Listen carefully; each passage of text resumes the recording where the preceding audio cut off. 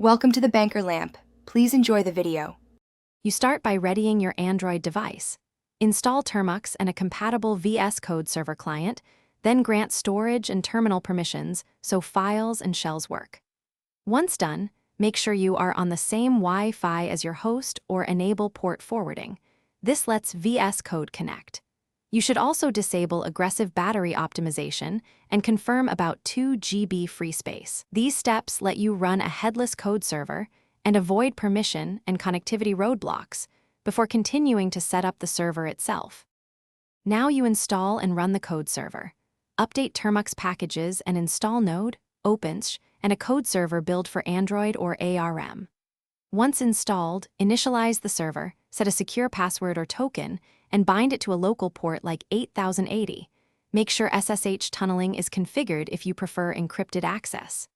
After the server starts, open the Android browser or a VS Code client app, enter the address and credentials, and you'll see your familiar editor interface. Make sure workspace folders are mounted and accessible to edit files. To finish, customize VS Code.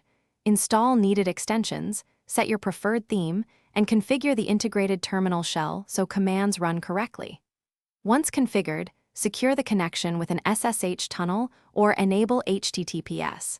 Keep server binaries and Termux packages updated for stability. If something goes wrong, inspect server and Termux logs, verify the listening port and storage permissions. Then restart the server and clear the browser client cache. That troubleshooting sequence resolves most connection and permission issues quickly, so you can.